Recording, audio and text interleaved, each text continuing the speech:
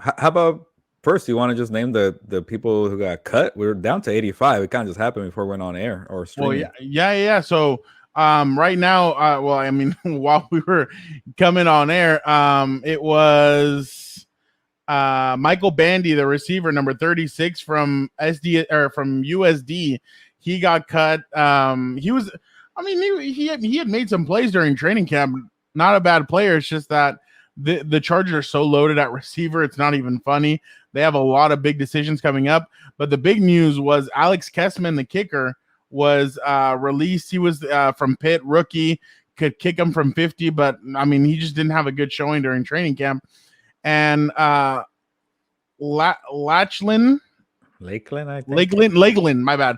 Lakeland Edwards, punter, was cut. That means Ty Long is now the punter for the Chargers. He won his spot. And the thing is that Darius Swinton had said before, a punter is not just a punter. He has to be able to hold the be able to be a good holder for the kicker and everything. So it seems like Ty Long has done everything to secure his spot. And now that brings the Chargers to 85 men on the roster. And it'll be interesting to see the way this kind of goes with these guys. And I'm interested now, Gilbert, because we're talking about something unique, and that is the kicking battle. We need to talk about that. What are your thoughts? One, two, what do you think about where this is headed between both Michael Badgley and Tristan Vizcaino. Vizcaino. I know you like saying his name. You keep getting it wrong. That's why. Vizcaino. I know. I'm so bad at it. I like how you have kicker battle there with number 3. But there's two now, 2 kickers.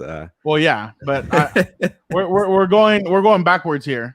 But yeah, I wanted to discuss about the kind of the underrated players that might have a chance now because it was the first game, the preseason game on Saturday, to kind of get a feel for it. But now with these roster cuts, like now we're trying to see, okay, we're getting down. It was only 3 cuts, but we're getting down to 53. It went from 88 to 85. And yeah, one of the kickers got cut, so it's a 2-man race now between Vizcaino and Michael Badgley. But you know what? I'm just gonna say it because I think Vizcaino has a pretty big lead on Michael Badgley. I wanted to say, like, it's close, it's even. But Vizcaino had a game where he made his 2 field goals, but he was asked to do a 38-yarder and a 21-yarder.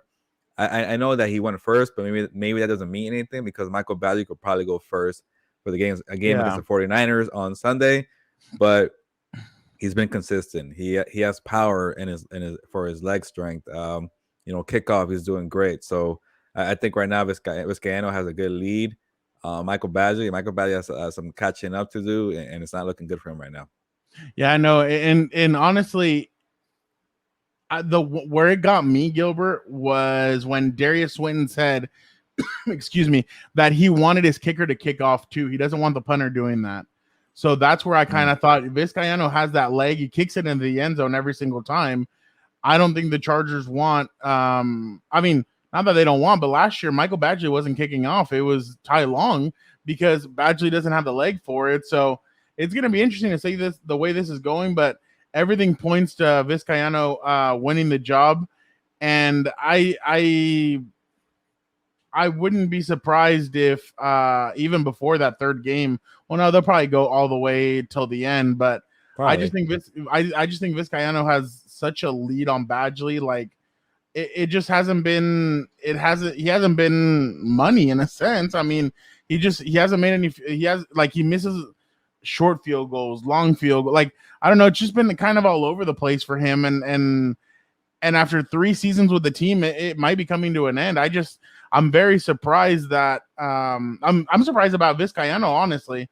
I didn't know he had that strong of a leg, especially because he hasn't really settled down with a team yet. So maybe this is the team that he settles down with. Yeah, it's looking like it. And like I always go back to when I asked Darius Swinton what he liked about Tristan, way back in maybe was it February? Yeah, he said he spent many hours, countless hours scouting Vizcaino and saying that guy came on his radar. Like who's kicking these field goals for the 49ers, and he was already thinking about it. So he is definitely Darius Winston's guy right now. But I think I think he really respects Michael Badger's resume as a starting kicker for about 3 years, making game-winning field goals. Like it wasn't that long ago we called this guy Money Badger, and he was making Not field. me.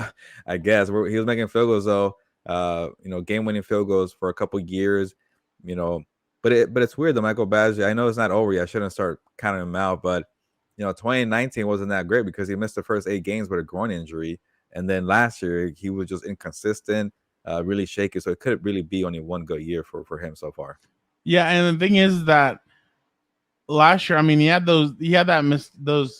think he missed 12 kicks in total last year, but then he had some good moments. I mean, at the end of the season against the Falcons, or towards the end of the season, the Falcons, the Broncos, he hit 2 game winners in a sense. But I mean, it's not over. It'll definitely be interesting. But I think Vizcaino, like we both have said, has a pretty big lead on him. When you looked at when you got to analyze, maybe you kind of thought about it on Sunday. Who are some of the names that you feel like are under the radar candidates that could make this team? I mean, there's a lot of guys that put in a lot of work on Saturday that you're like, oh wow, okay, this was pretty surprising.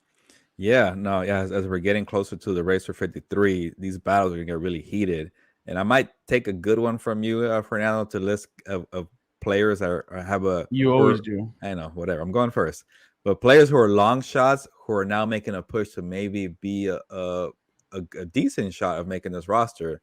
So I'll start with the cornerback John Brannan, who everybody's kind of really enamored with because he has like 10 interceptions his training camp. I didn't keep track of how many, but it's been a lot. Then he had one in the game down in I think was it neither in the end zone or in the red zone. No, it was in the end zone. You know, it's funny. That wasn't even his man. He read it. He was covering the guy behind him. He read it. He ran up and he intercepted it. And that's what John Brannan's been doing. He's a playmaker. But the thing with John Brannan that's kind of, hurting him is like he has to, catch up to guys like Brandon Faison, Devon Campbell, obviously Asante, Chris Harris, Michael Davis. They're making the roster already. So that's 5 cornerbacks that you think already on the roster. So for him, I know you're making a face, but I think the coaches love Devon Campbell, and obviously Brandon Faison already won them over by starting early. But it's gonna be really competitive there for this cornerback job. And I won't say more cornerbacks, but I think he might be 6 right now. Hopefully he has a chance of sneaking in. But to keep 6 cornerbacks, maybe it might be one I'm forgetting is maybe ahead of him too. But I think John Brannan's playing so well that I think right now he's number 6. I don't know if that's gonna be enough to make the roster, but he's pushing, man. Right now, Brandon Staley, if you're listening, remember it was Gilbert that said cornerback, defensive back. Gilbert, remember, defensive back. These guys are not all playing safety. I don't like that one. Brandon wouldn't be happy with you right now. I actually listen. I'm a good student. One of the guys that I've been noticing that I think can make it is Amen, a linebacker, number 57. Yeah. I'm not even gonna attempt to say his last name. Everybody calls him Amen. That's what I'm gonna call him. Agbong Beminga. There you go. That's not bad actually. We should actually ask him one day. How do you? When I heard the announcer say it on Saturday, I was like, he was probably like, "Oh God, what is this?" So I feel like he's been the guy since the beginning. And I mean, I asked Darius in minicamp about him, and he raved about him. He's like, Amen is one of those guys that I feel like can make this team. And I'm like, oh wow, because of his special teams play, he's been lining up with the ones. He's another guy that I feel like could be a good backup linebacker. But as of right now, his role is going to have to be as a special teamer. So he's one of those guys that I saw.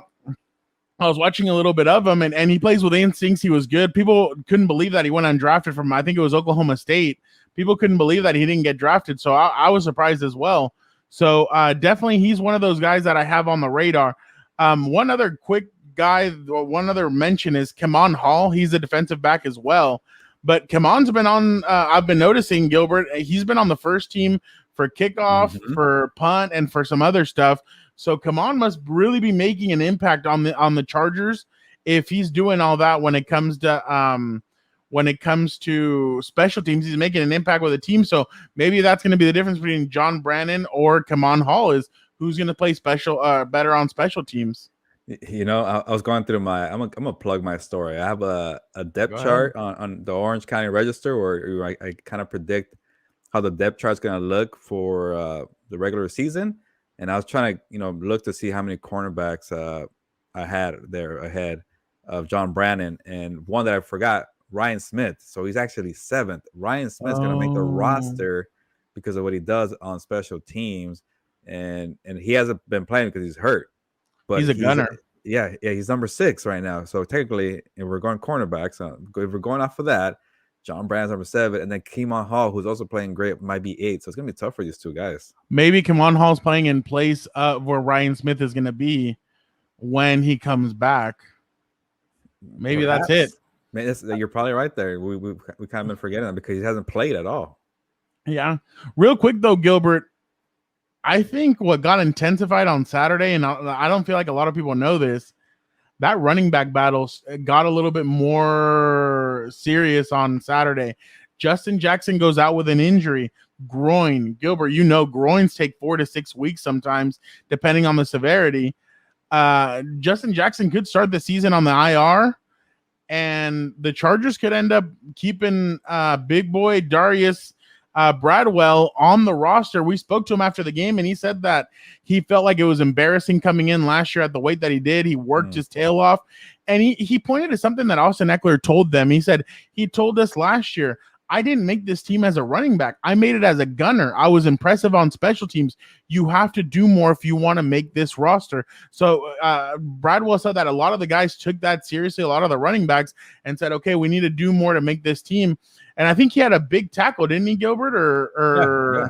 He had a big tackle on special teams on kickoff coverage. And Brandon Staley even brought it up in his news conference. So he really noticed it. He was fired up to see Darius Bradwell get a big hit like that.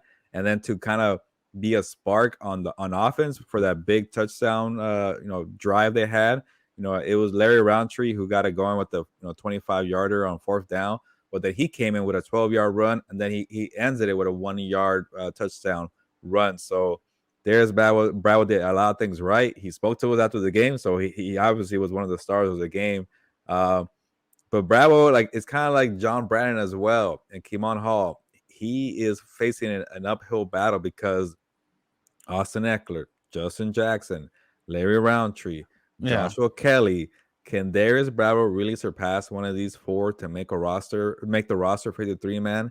Right now, it doesn't look like it. But hey, if he keeps doing what he did on Saturday, maybe he has a chance. But right now, it's looking pretty slim to me.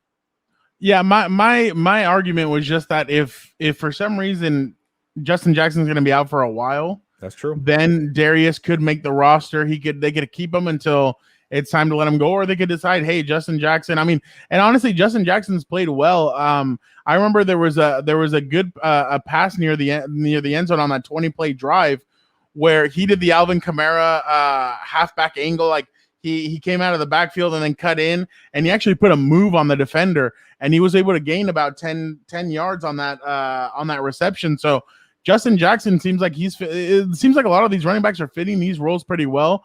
But I mean, Larry Roundtree with that run on 4th down, it really kind of solidified, hey, don't just think it's just Justin Jackson and Austin Eckler. Like, that kid can ball too. So that was another interesting thing to see, and especially that move that he put on the safety, that was pretty nice. Yeah, no, definitely. Roundtree, I was waiting for these bruising running backs or bigger running backs to stand out. Like, I wasn't knocking Larry Roundtree in training camp because I'm like, I know what type of player he is. He's a physical player, and you can't really lower your shoulder against your teammates in practices. So I was waiting for a game to kind of see how physical he is. And obviously he showed it on Saturday. So I'm kind of curious. I know it's not really a roster bet. I think these guys are safe. I don't know, Fernando, you might feel differently, but I think they're going to keep 4. Joshua Kelly, Roundtree, and obviously Jackson. If he's healthy, is going to be on the team because he's number 2 right now. And obviously Austin Eckler. But say it comes down to 3, and Roundtree and Joshua Kelly are fighting for number 3. It's going to be up to who's a better short yardage running back, because that's a role they need. And Kelly got that role as a starter for the first preseason game. He was there on that long drive with Chase Daniel getting the 3rd and short and moving the chains. But Roundtree looked really good, and he might be a better short yardage running back. So, but I still feel like they're going to keep the 4 guys. I don't know how you feel about that, but it could be a competition. I don't know. No, I'm with you. I need to know the severity of Justin Jackson, and then after that, we'll know.